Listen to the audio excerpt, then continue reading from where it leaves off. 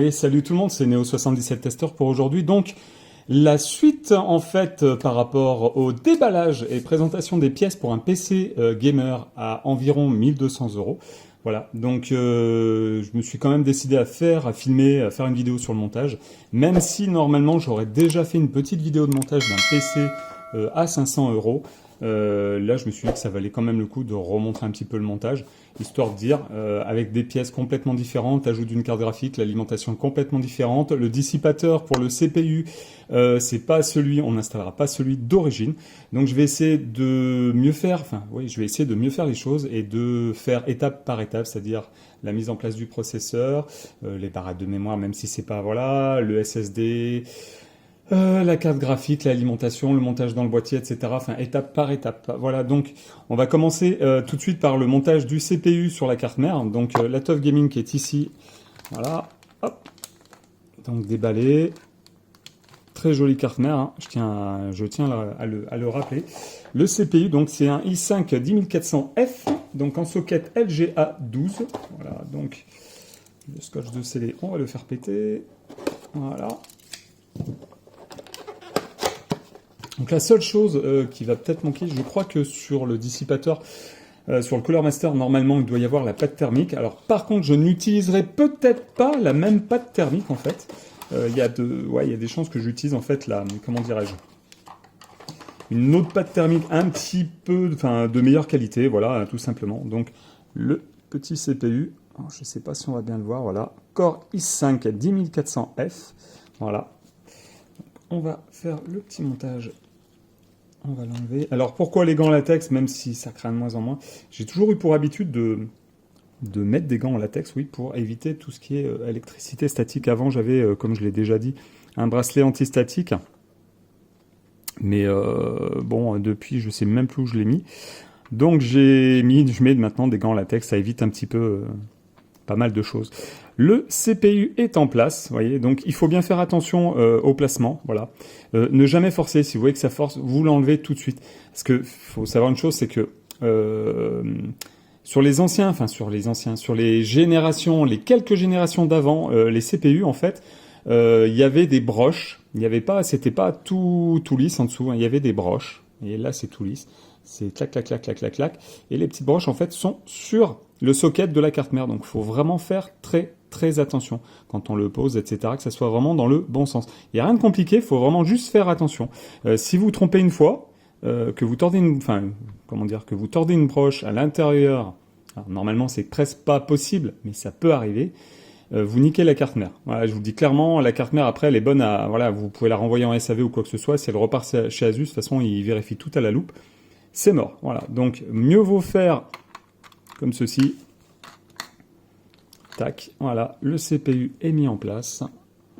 Ça, c'est fait. On met la petite capsule dans la boîte de la carte mère. Voilà. Ensuite, nous allons passer aux barrettes de mémoire. Donc, les barrettes de mémoire, donc, pour le client, c'était alors deux barrettes de 8 Go de DDR4, donc à 2666, c'est des low profil, hein, Vengeance LPX, voilà, avec un petit radiateur, donc ces barrettes sont franchement d'excellentes barrettes, donc là-dessus il n'y a pas de souci. Voilà, elles sont dans des emballages cartonnés et donc dans des emballages après plastifiés comme ceci. Voilà, on va enlever la première, hop, tout doucement. C'est pareil, il y a des détrompeurs, donc vous ne pouvez pas vous tromper. Pareil, à mes tout débuts, en fait, on avait les deux petits loquets qu'on défaisait. Maintenant, sur la plupart des cartes mères, vous n'avez plus qu'un seul loquet qui se bouge. Donc, il faut placer. On va essayer de faire ça correctement parce que je suis de travers, donc c'est pas évident. Voilà. Donc, première barrette mise. Ensuite, deuxième barrette. Bien les insérer droite. Hein. Voilà, là. Voilà. Les deux barrettes sont placées. Alors, on va passer à l'installation du SSD. Donc, pour cette carte mère, on va installer en fait le SSD que voici. Voilà. Je vais faire hop, tout ça. Voilà. Défait. Tac, on le pose comme ça. On va le mettre ici. Alors, par contre, je vais regarder où j'ai mis les petites vis.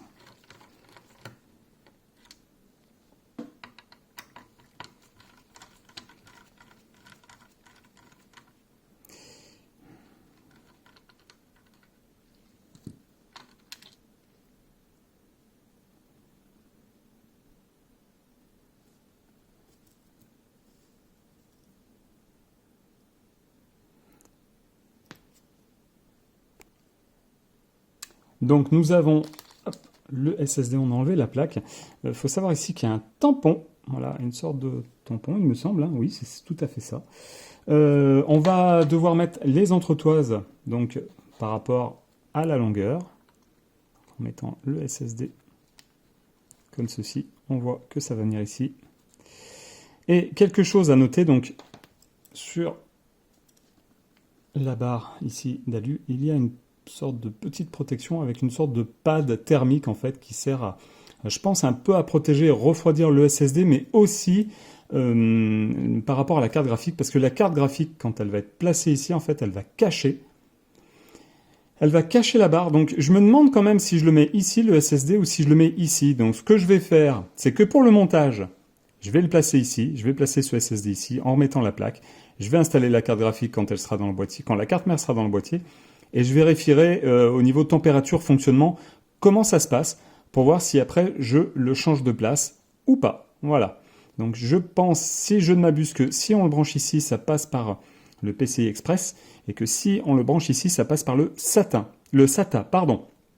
Et que donc si on le branche de ce côté-là, il prendra la place en fait du port SATA numéro 1. Donc si vous mettez un SSD NVMe sur ce branchement-là, le SATA numéro 1 qui doit être par ici, normalement le SATA numéro 1, si je ne m'abuse, à moins que ça soit là... Non, alors c'est ici, je joue 1, 2, 3, et donc là ça doit être 4, 5, 6 ou 4... Ouais, c'est ça. Donc le SATA numéro 1 qui est ici sera désactivé. Voilà. Donc si vous le placez là, normalement il n'y a pas de port SATA puisqu'il prend la bande, enfin comment dire, il passe par la norme PCI Express. Donc s'il passe par la norme PCI Express, à mon avis, il doit désactiver quand même un des ports PCI Express. Donc je pense que ça sera ce port-là. Mais voilà, donc dites-moi dans l'espace commentaire si je me trompe. N'hésitez pas à me le dire. Ne m'incendiez pas non plus. Hein, voilà. Donc je vais mettre l'entretoise en place et on met le SSD en place de suite. Alors on va mettre l'entretoise et on va même mettre les deux entretoises. Alors, qui correspondent donc ici, normalement, voilà. On le serre bien. Alors, je vais prendre ma petite pince, faire attention de ne pas riper. Voilà. Un petit coup de serrage. Voilà, comme quoi, ça bouge pas. Alors, j'ai tendance à dire... Pour éviter de perdre la deuxième, parce que les deux entretoises et les deux petites vis sont fournies donc avec la carte mère Asus. Je pense qu'avec les autres marques, c'est un peu le même. Je pense que c'est pareil. Moi, à la place, alors si vous le montez, je vous conseillerais pour éviter de le perdre, c'est de mettre la deuxième entretoise. Enfin, si j'y arrive, parce que c'est vrai que là, c'est un petit peu galère, on va dire, à cause du radiateur. Et aussi à cause des gants. Ça y est, ça a l'air d'être bon. C'est pas évident, hein. Faut quand même l'avouer. On va faire le petit coup de serrage. Toujours, n'oubliez pas de prendre son temps. Prenez toujours votre temps, ne vous dépêchez pas. Évitez de râper sur la carte mère. Les cartes mères, si vous donnez un coup de tournevis au niveau du circuit imprimé, ça va pas être génial, hein. Je vous le dis carrément, ça va vraiment pas être génial. Donc là, on place le SSD, vous le mettez un petit peu penché. Alors je sais pas combien de degrés exact, mais peut-être 20, 25, 30 degrés, je sais pas exactement. Voilà. Là, une fois qu'il est mis en place, vous pouvez... Voilà, là, vous avez un petit cran. Vous prenez votre tournevis. Alors, on va voir si j'ai pris la bonne taille. Ça a l'air d'être bon. Vous maintenez donc le SSD. Et vous y allez en finesse.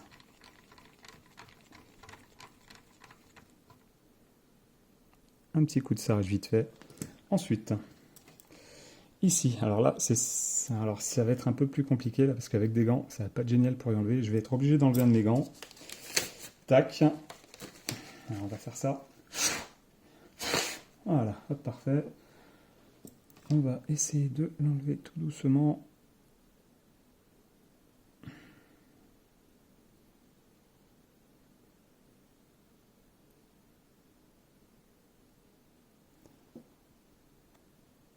Alors, pour éviter de perdre trop de temps, j'ai été obligé d'enlever donc un de mes gants pour, voilà, vous avez le pad thermique qui est là. Donc, on va le remettre en délicatesse. Donc là, je vais le placer. Hop. On va bien y remettre. Voilà. Tac. Le petit tournevis.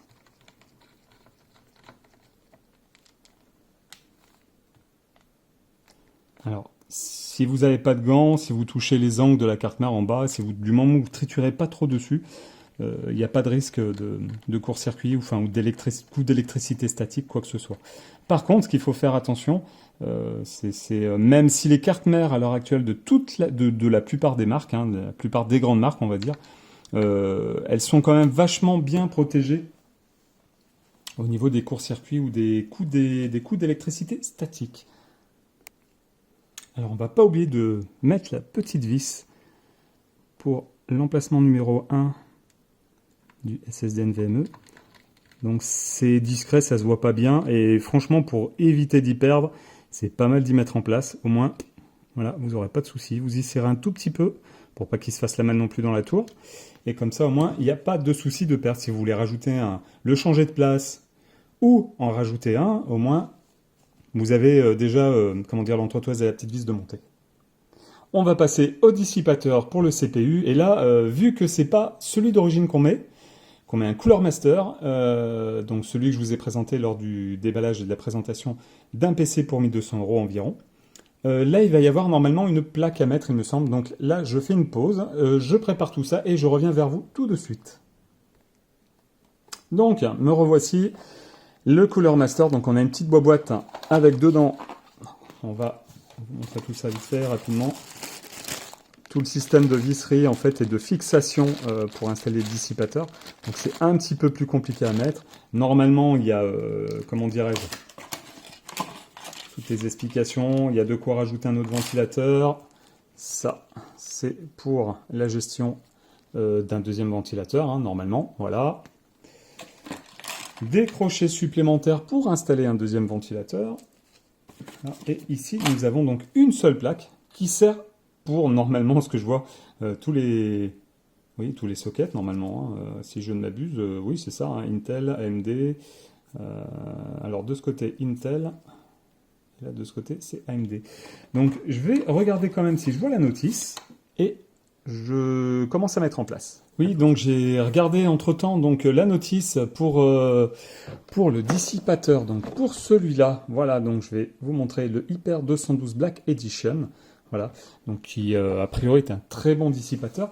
Petit souci quand même en fait. Alors effectivement sur le site de Top Achat, il est bien notifié qu'il est compatible avec le socket LGA 1200. Par contre, c'est vrai que dans la notice, il n'y a pas d'explication. Donc ça n'a pas été compliqué parce qu'il faut savoir une chose, c'est que le socket LGA 12 et les sockets LGA 1155 et 1156 normalement ou 1151 normalement sont compatibles entre eux. Par contre, du fait que il n'y ait pas trop d'explications, je trouve que ça aurait été bien qu'ils mettent à jour leurs produits, Cooler Master. Pensez à mettre à jour vos produits quand même, quand c'est compatible avec d'autres sockets, comme le LGA 1200. Voilà. Donc ce que j'ai fait, c'est que j'ai fait le montage directement de la plaque derrière. Voilà, il faut le mettre dans le bon sens, etc. Il faut mettre les visseries, etc. Les petites plaques, il faut mettre les petits... Je trouve que c'est assez... malgré la notice, je trouve que c'est un... Alors, c'est pas compliqué, j'y suis arrivé facilement. Mais pour quelqu'un qui débute dans le montage informatique, je pense qu'il va se tirer un petit peu les cheveux quand même.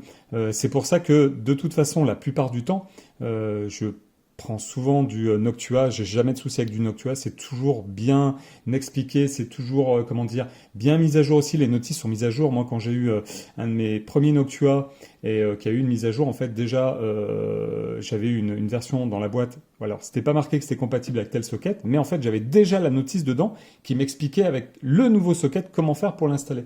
Et ça, c'était vraiment très bien. Là, sur ce Hyper 212 Black Edition, il n'y a pas d'explication concernant le socket LGA12, même si franchement, c'est pas compliqué.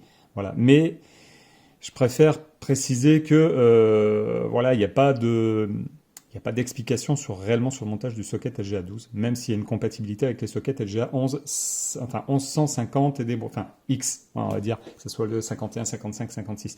N'oubliez pas dans l'espace commentaire, dites-moi si je dis une petite bêtise, ça peut m'arriver. On va passer, je pense maintenant à l'installation. En fait, je pense qu'on va faire ça, l'installation dans le boîtier. Ça va être plus simple parce que je comptais mettre en fait le dissipateur, mais j'ai peur que le dissipateur me gêne un petit peu au moment où je vais installer la carte mère. Donc je vous reprends tout de suite après. Allez, c'est parti. Donc on passe à l'étape suivante, on va installer la carte mère dans le boîtier. Alors avant toute chose, on va mettre donc le backplate. Alors la backplate. J'essaie de déballer tout ça quand même. Tac. Voilà. La backplate. Tac. Ceci. Voilà. Donc dans le boîtier, ça c'est vraiment la première chose à mettre avant d'installer la carte mère. On y va. C'est pas compliqué non plus. Alors, j'aurais peut-être dû mettre... Alors il y a juste un tout petit truc qu'il faut faire attention, c'est que vous pouvez vous couper. Effectivement, vous avez des petits ergots ici qui dépassent pour maintenir en fait les prises, etc., etc., etc. Et c'est vrai que ça pique ou ça peut couper. Moi, ça m'est déjà arrivé une ou deux fois, c'est pas grave. Vous désinfectez bien et puis après, c'est reparti comme en 14. Mais voilà, il faut faire un minimum attention et bien vérifier que la backplate est bien placée. Alors là, hop, ça a l'air d'être tout bon. On va prendre la carte mère et commencer à la positionner. Par contre, là, je vais remettre une paire de gants à tout de suite. Donc, un petit détail que j'ai omis de vous dire il y a deux secondes, c'est qu'en fait, dans la plupart des boîtiers, normalement, il n'y a pas les... vous voyez, ça, c'est les petites entretoises en fait, qui servent à rehausser la carte mère pour pas qu'elle touche les plaques de métal qui sont là. D'habitude, ça y est pas, donc elles sont comprises... comment dire, dans les visseries du boîtier, et c'est à vous de les placer. Là, sur ce boîtier-là, Zalman, ce qui est pratique, c'est qu'ils sont déjà mis en place. Par contre, après, il faut vérifier la correspondance par rapport à la carte mère. Donc, des fois, ça peut un peu différer. Voilà. Donc, normalement, il manque... Ah oui. Donc, comme vous allez pouvoir le voir, en fait, ici, il va en manquer. Donc, je vais les récupérer et je vais les mettre en place.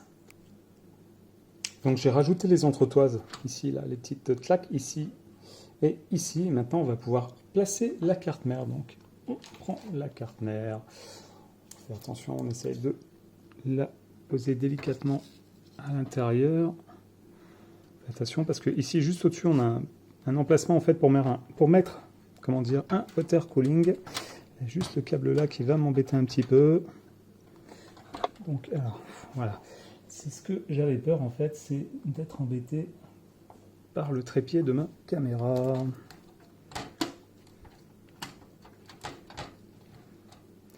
Donc normalement, je vais vérifier par derrière, mais normalement on est bon. Hein. Normalement on est plutôt pas mal même. Donc, on va commencer à placer les vis. Donc j'ai placé les vis en fait pour éviter de faire un petit cut et un petit effet d'accélération.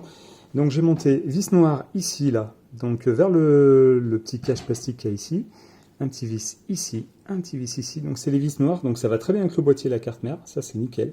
Petit vis ici, une vis ici, après une vis là, et une vis là, il n'y en aura pas de ce côté-là, il n'y avait pas d'emplacement. Voilà. Donc maintenant, on va passer à l'installation du dissipateur, donc du Cooler Master. Et je vous reprends tout de suite. Voilà. Est-ce que réellement vous avez besoin que je vous explique comment mettre de la pâte thermique?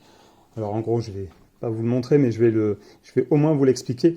il suffit de poser une petite noisette au milieu, voilà. Donc après, alors il y a les précurseurs, enfin il y a ceux qui aiment, comment dire, juste mettre une bonne noisette et ensuite poser le dissipateur directement dessus sans le relever.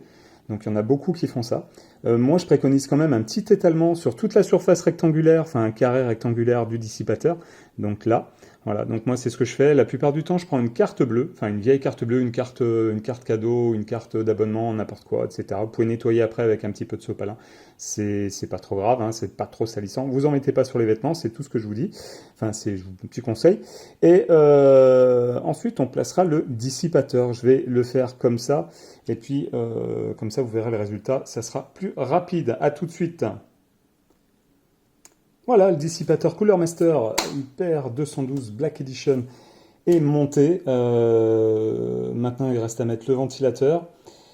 On va le placer de façon à ce qu'il y ait de moins, comment dire, qu'on puisse moins voir le câble. Enfin, ouais, enfin, que le câble, on va dire que ce câble-là puisse être le plus caché, qu'on puisse vraiment, enfin, je vais faire pour pas qu'on le voie carrément. Voilà, je vais faire mon mieux en tout cas. Et je reviens tout de suite après. Voilà, le ventilateur est monté. Je sais pas, j'espère. Je vais faire quelques vérifications parce qu'il me semble qu'il n'est pas très bien clipsé. Mais voilà en gros à quoi il va, en quoi, comment dire, en quoi ça va ressembler. Alors une fois qu'il y aura tout monté, le câble, enfin les, comment dire, l'alimentation, etc., je vais, comment dire, tout bien rangé, etc. Mais avant tout, on va installer donc on va installer d'abord la carte graphique. Allez, c'est parti. Je vais quand même vous montrer un petit peu. Pour rappel, la carte graphique, donc c'était une petite TUF Gaming, voilà, 6 Go, une 1660, donc c'est une GTX 1660S. Voilà, donc elle est, ouais, il y a des trucs en plastique dessus pour protéger un petit peu, c'est plutôt pas mal. Donc on va enlever tout ça et je vais la mettre en place. À tout de suite.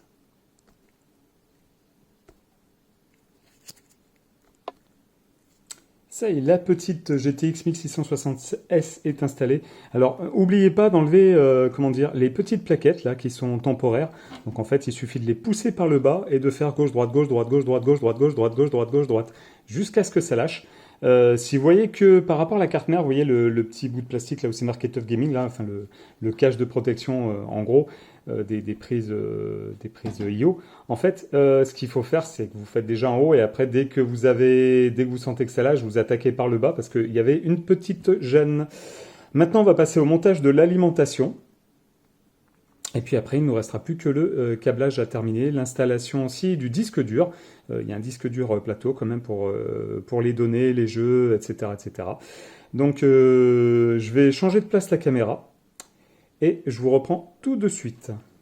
Donc, après ce changement de vue pour continuer le montage de ce PC, on va passer donc à l'alimentation, l'installation d'alimentation. Là, j'ai enlevé la plaque de derrière de la tour Zalman. Faut savoir que là, on peut pas la passer par devant. On est obligé de passer par derrière. Donc, il y a une grande ouverture parce qu'en fait, il y a un cache à la base alimentation qui ne cache pas réellement l'alimentation, enfin qui cache une partie, comment dire, du câblage. Je pense que c'est pour niveau esthétique, en fait, c'est plutôt sympa parce qu'on a des alimentations RGB où on a sur le côté des fois aussi des bandes RGB ou alors le logo en RGB ou plein d'autres choses. Là, sur cette alimentation-là, nous avons uniquement donc le ventilateur RGB. Voilà. Seconde chose, ce PC normalement devrait être posé sur un bureau et non par terre. Alors, il y a plusieurs choses, enfin, qui sont, comment dire, qui sont pas mal à prendre en compte. C'est pour une tour qui est posée par terre, c'est plutôt pas mal. Si vous pouvez le faire en fait avec la tour, hein, parce qu'il y a certaines tours qui, voilà, où c'est pas la peine. Mais par exemple, pour les alimentations qui sont posées en bas, qui sont mises en bas. Donc si vous mettez votre ventilateur face en bas, alors effectivement sur cette tour-là, vous avez une sorte de grille qui empêche un petit peu la poussière de venir, mais vous aurez quand même de la poussière qui va s'infiltrer au niveau dans l'alimentation, donc du ventilateur, etc. Il faut savoir que là, c'est quand c'est sous garantie, enfin, quand c'est sous garantie, il n'y a pas de problème, mais par contre, si vous avez un endroit qui est assez poussiéreux et si la tour est posée chez vous, ça va quand même aspirer pas mal de poussière malgré qu'il y ait une grille de protection en dessous. Donc, dans ces cas-là, vous pouvez mettre donc l'alimentation dans ce sens-là. s'il est réellement posé par terre et que vous n'avez pas trop, comment dire, de protection des filtres, en fait, hein, ce qu'on appelle des filtres. Et vous pouvez la mettre aussi de ce côté-là si elle est posée par terre. Il faut que la tour soit adaptée pour le montage, soit à l'endroit, soit à l'envers. Voilà. Donc là, vu que le bureau, vu que la tour va être posée sur le bureau, normalement, on va poser donc l'alimentation, on va installer l'alimentation de ce côté-là. Donc là, toute la partie là est ouverte. Donc ici, il y a les emplacements, 3 pouces, 3,5 pouces, donc qui sont pour installer des disques durs mécaniques, hein, voilà. Pas d'emplacement 5 pouces 25, pas de lecteur DVD installable, pas de graveur DVD installable, il faudra passer par un support USB. Après, de plus en plus maintenant, j'installe de moins en moins de lecteurs DVD, graveurs DVD ou lecteurs Blu-ray, graveurs Blu-ray. Ça m'arrive de temps en temps, après je fais en fonction du choix de la tour. Si le client a un doute, des fois je préfère prendre avec au moins un emplacement, voire deux, au cas où qu'il change d'avis, comme ça m'est arrivé dernièrement. Comme ça, moi je suis sûr que je ne suis pas obligé de renvoyer le boîtier pour recommander une autre caisse. Voilà. Allez, donc là, on est obligé de passer sur le côté, sur l'autre côté en fait. Donc c'est tout simple, il suffit de la caler.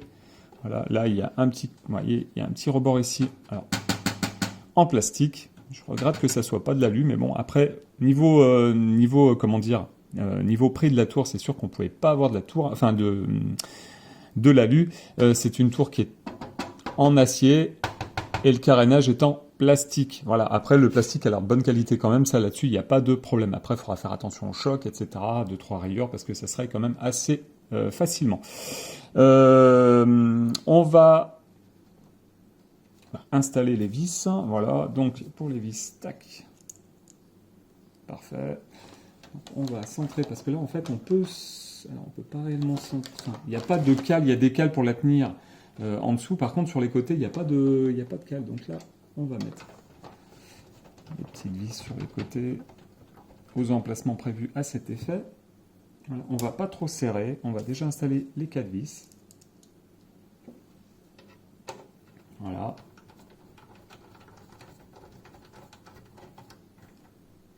Tac.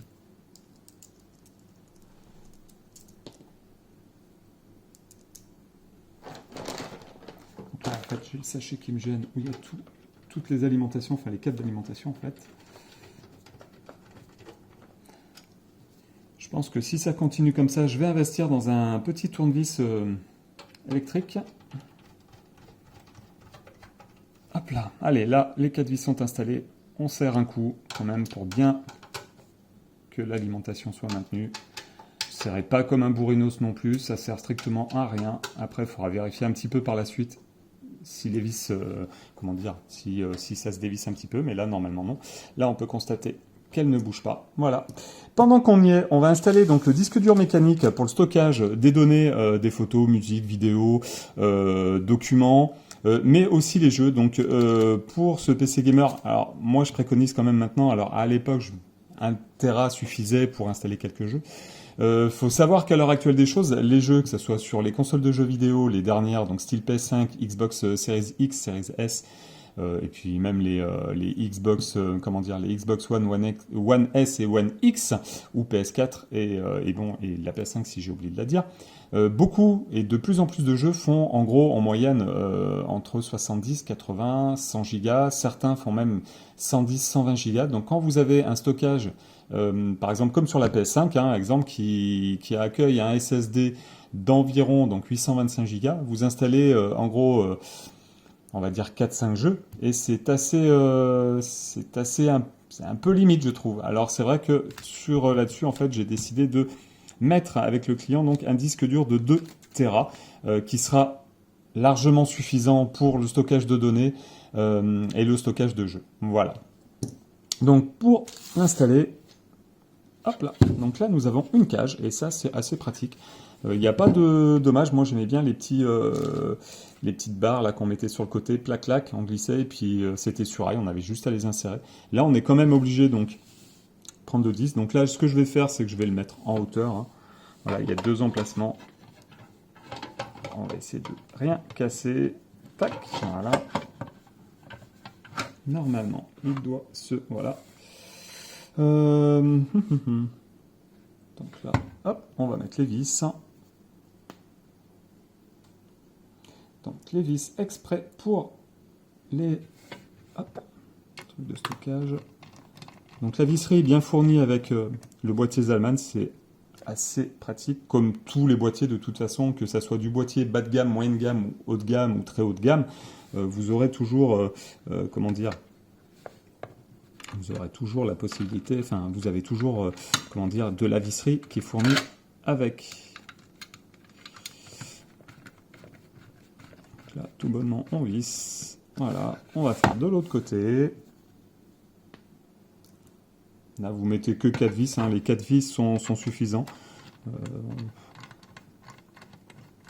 Là-dessus, il n'y a pas de problème. Hop. Et on aura bientôt presque fini. Après, il va rester... oula. Qu'est-ce qu'il va rester à faire? Il va rester à faire l'installation des câblages, le branchement sur la carte mère, sur le panel I/O, les prises USB 3, le câble audio. Câble audio, et je vois un autre câble. Donc ça doit être pour autre chose, je pense. Voilà, donc là c'est serré. Toujours vérifier quand même. Mieux vaut être sûr. Tac. Tac, ok. Donc disque dur installé dans le boîtier. Là, alors on fait attention. Ah, excusez-moi. Une petite mouche s'est invitée au programme de ce montage.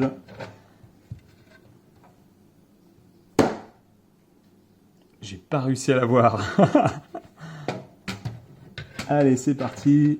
Normalement.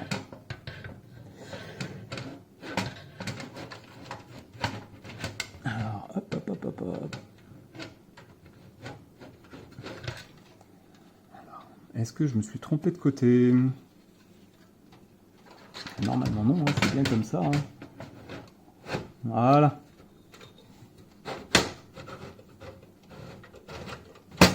Tac, voilà. Donc là, on a encore la possibilité de mettre une vis. Là, de toute façon, il est maintenu, il n'y a pas de souci là-dessus. Donc on va passer, alors déjà d'une part, on va passer au branchement des LED du Power Switch, du Power Reset. Enfin du switch reset, des LED pour le disque dur et du power LED, si je me trompe pas, et du power switch, ouais, c'est ça. Donc je change de vue et je vous reprends derrière. Alors maintenant, ce que j'ai fait, c'est que j'ai fait passer le câblage, en fait, pour le panel I/O et donc l'USB et comment dire, les prises audio, que ce soit pour brancher un casque ou un micro en façade. Là, vous le voyez pas, mais en fait, juste en hauteur, voilà, la prise USB 3 que j'ai mis sur un passe-câble en hauteur plutôt. Donc ça, c'est la première chose que je vais brancher. Hop, voilà. Donc vous le voyez pas, mais vous le verrez peut-être à la fin, parce qu'en fait, le truc, c'est que là, c'est un peu compliqué en ce moment, avec tout le bazar que j'ai sur le plan, enfin, ce qui me sert de plan de travail, en fait. Donc là, je vais déjà mettre la prise USB 3. Je ferai un petit passage en accéléré. Je vais peut-être même, en fait, si je vois que c'est un peu compliqué de brancher les prises, celle-ci donc, comme ça, je changerai de vue, j'y mettrai couché et je me débrouillerai à mettre la caméra comme je l'avais fait une fois. Allez, c'est parti, on va déjà brancher ce qui est le plus simple à mon goût. Donc la prise USB, donc là en fait je ne sais pas si vous voyez au fond, il y a tout un panel de branchement et des prises SATA. Là, et des prises spécifiques. Là, c'est pour un ventilateur supplémentaire. Là, c'est le panel I/O. Là, c'est des prises USB. Là, c'est pour des LED. Non, c'est pour encore un ventilo. Là, il doit y avoir un système pour les LED. Ici, c'est pour... Enfin, juste au-dessus. En dessous, alors, celui-là, c'est le port com. Ah, vous voyez pas, en fait. Allez, les prises USB sont par là. Ça, c'est un ventilateur. Ça, c'est le port com, port de communication, en fait, bon, pour... Ça se fait de moins en moins, voilà. La prise audio ici, les 3 prises SATA qui sont encore là, donc il y en a 3 sur le côté en fait, sur le flanc, et 3 ici, voilà. Donc ça va être un petit peu galère quand même à y placer, mais bon, normalement je devrais pouvoir y arriver. J'ai les doigts assez fins. Alors. J'aurais peut-être dû enlever la carte graphique, je me serais moins fait chier. Alors si je vois que c'est un peu trop galère à y mettre en place, j'enlèverai la carte graphique, je coucherai la tour et je vous montrerai en fait le résultat une fois terminé. Je pense même que c'est ce que je vais faire là. Au moins je vous ai montré où ça se branchait. Après c'est vrai que là ça va être compliqué. Je vais le faire et je vous montrerai. Donc voilà, le panel I/O est connecté, prise USB connectée, la prise audio pour les prises avant, donc c'est-à-dire prise casque et prise micro. Et une dernière chose que j'avais oublié qui était fournie donc avec le boîtier Zalman, le speaker. Malgré le fait qu'il soit de moins en moins utilisable. Donc avant, à une certaine époque, on avait des codes son pour indiquer les erreurs au niveau de la carte mère, CPU, barrette de mémoire, etc. Maintenant, on a de moins en moins ça. Sur ce style de carte mère, nous n'avons pas de petit écran LCD qui nous indique un code erreur. Après, ce n'est pas une carte mère haut de gamme, c'est une carte mère gaming, mais pas vraiment haut de gamme quand même. Enfin, c'est une très bonne carte mère, mais pas haut de gamme. Donc, sur vraiment les grosses cartes mères haut de gamme, nous avons quand même des compléments d'information avec des petits panneaux LCD, en fait, qui nous indiquent les codes erreurs. Là, j'ai rajouté le speaker au cas où. On ne sait jamais déjà qui nous indique le bip de démarrage, etc. et qu'il n'y ait pas de souci. S'il y a un bip long, etc., ça peut nous indiquer qu'il y a des erreurs sur certains composants de la machine. Donc je l'ai quand même mis. Voilà. On va passer au branchement maintenant des câbles d'alimentation, câbles SATA. Après, il n'y a rien de compliqué. Ce que je vais faire là, c'est que je vais le faire comme ça et je vous montrerai le résultat à la fin. Donc voilà, j'ai fini les branchements. Alors je ne sais plus si j'aurais déjà fait cette partie-là pour vous montrer. J'ai eu un petit souci technique, donc je verrai ça pendant le montage. Mais voilà, en gros, j'ai fini les branchements au niveau des panels I/O, comme tout ce qui est branchement, donc c'est-à-dire au niveau des prises audio, des prises USB, des prises du panel I/O, c'est-à-dire pour l'alimentaire, pour les boutons power switch, les power LED, HDD LED et reset, voilà. Si je ne m'abuse. Le 24 broche est branché aussi, donc l'alimentation carte mère. L'alimentation CPU broche est branchée aussi. La prise USB 3, parce que là, il n'y aura qu'une seule prise USB 3 sur ce boîtier. Oui, je pensais qu'il y avait aussi une prise USB 3.1, enfin une prise USB type C, mais elle est sur le boîtier, elle est bouchée. Donc voilà. Donc au-dessus du boîtier, en fait, on aura accès à deux prises USB 2.0 et une prise USB 3.0. Voilà. Donc, c'est pas complètement fini, il reste à brancher quelques câbles d'alimentation et surtout une prise SATA. Donc, une prise SATA pour le disque dur mécanique qui se trouve donc derrière, comme vous l'aviez remarqué auparavant. Et en même temps, je vais faire un petit peu de rangement de fil. Voilà, je vous montrerai ça dans un instant. Allez, à tout de suite. Donc voilà, on est sur l'autre côté en fait. On est sur le côté où il y a l'arrière de la carte mère en fait, en gros. L'alimentation qui est placée ici, vous remarquez c'est marqué à l'envers, mais de toute façon, ça sera caché par la plaque noire. Et là, il y a quand même pas mal de bordel. Donc c'est bien parce que ça va être tout caché derrière, mais je vais quand même essayer. Enfin, faut quand même essayer en fait pour y arranger un petit peu de mettre des Colson.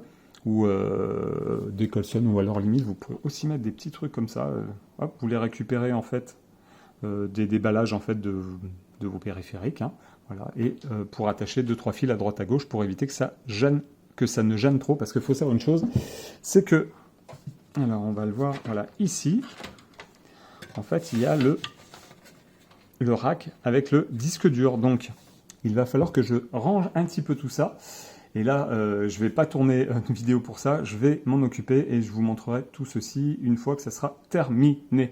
Voilà, à tout de suite. Et donc voilà à quoi ça ressemble une fois tout terminé. Donc comme vous le constatez, le fait que le disque dur déjà soit derrière la caisse et surtout, alors attendez, je vais essayer de régler ça, que ça soit caché par le cache ici qui est normalement un cache batterie et qui en fait cache tout le bas. Donc en fait, ce qu'il y a vraiment de bien, c'est que j'ai pu mettre tous les câbles un peu disgracieux, entre guillemets, un peu cachés derrière. Alors après, oui, tout avec plus ou moins de place, on est un petit peu obligé d'y pousser à droite à gauche. Mais l'avantage, au moins, c'est que ça ne se voit pas trop. Voilà, donc on peut constater qu'on voit un petit peu les câbles ici. Alors j'ai essayé de les mettre, de les coincer, etc. Mais on voit toujours un petit peu, ils reviennent toujours en place dès que ça bouge en bas. Et du côté du haut, en fait, j'y ai plaqué au maximum en haut. Donc en fait, de ce côté-là, on ne voit quasiment rien. Alors à part après les deux petits fils, enfin les 8 petits fils pour la fiche audio, la prise USB. Au niveau du câble d'alimentation PCI Express pour la carte graphique, il n'y a pas moyen de cacher ce câble, hein, de toute façon. Il y a peut-être, voilà, ici où je peux le cacher un peu derrière, mais si je tire trop, ça tend le... Ouais, alors... Ouais, je peux pas trop... Ouais, donc là, c'est plus compliqué. Le câble SATA pour le disque dur est juste là. Je l'ai placé en numéro 2, il me semble, si je ne m'abuse. Le dissipateur est placé avec le ventilateur. Le flux d'air, en fait, donc je vais montrer avec ma main. On va remonter un petit peu. Toc, toc, toc, toc, toc, toc, toc, toc. Voilà. Le flux d'air avec donc les 3 ventilateurs qui sont en façade. Voilà, donc un qui est situé en bas qui va aider en fait à refroidir le disque dur, même si à notre époque les disques durs chauffent de moins en moins quand même.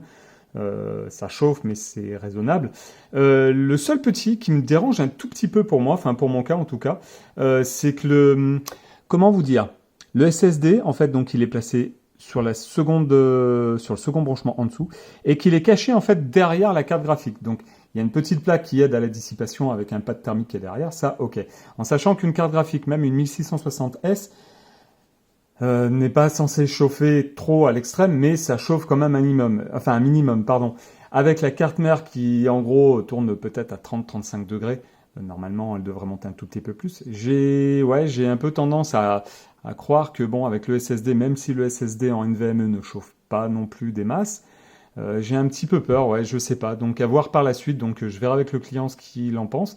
Et puis après, ben, s'il faut changer de place le SSD NVMe, on le mettra peut-être juste au-dessus. Donc, il ne sera pas directement derrière la carte graphique. Après, par contre, on sera obligé d'enlever donc la carte graphique, peut-être le dissipateur, mais normalement non. Je pense que ça devrait passer. Voilà, alors j'ai fait pas tout à fait comme la dernière fois pour le montage, hein. En fait, j'ai coupé, j'ai montré 2-3 trucs. Après, tout ce qui est branchement de câbles, etc., vous pouvez visionner ou revisionner une de mes vidéos du montage du PC à 500 euros. Donc, attention, hein, c'est pas 500 euros, c'est 1200 euros. Avec le prix des pièces qui ont augmenté par rapport à la conjoncture actuelle, par rapport à la pandémie, Covid-19, etc., etc., etc. Je ne sais pas si vraiment, entre nous, si c'est réellement ça qui fait que les pièces, il y a eu une augmentation des prix par rapport en fait aux matières premières, et si c'est vraiment lié au coronavirus. Mais voilà, des pièces, enfin le prix des pièces informatiques ont vraiment beaucoup augmenté à mon goût. C'est sûr qu'à mon époque, une carte graphique 1660S, qui reste une très bonne carte graphique, attention, je ne dénigre pas la carte graphique, mais au prix de 449 euros, je suis pas certain que j'aurais mis 449 euros pour une carte graphique comme ceci. Mais en ce moment, si vous voulez du matériel, les prix étaient censés baisser, ils ne baissent pas.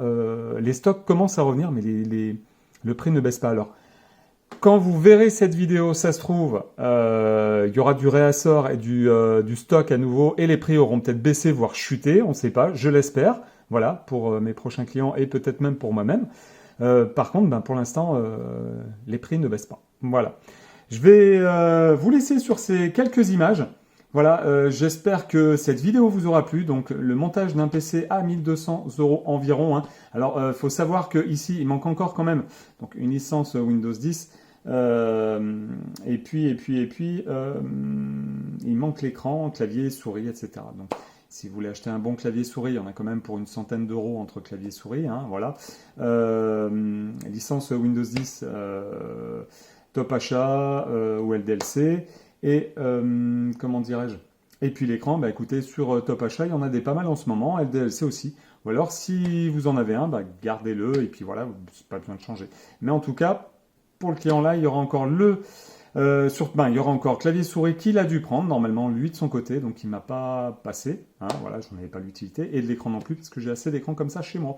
Voilà, donc cette fois, je vous laisse, je vous remercie de m'avoir suivi, n'hésitez pas à me poser des questions, à me laisser des petits commentaires, sympathiques de préférence, lâchez le petit pouce qui va bien, abonnez-vous si vous n'êtes pas abonné. Si vous découvrez la chaîne, bah écoutez, tant mieux.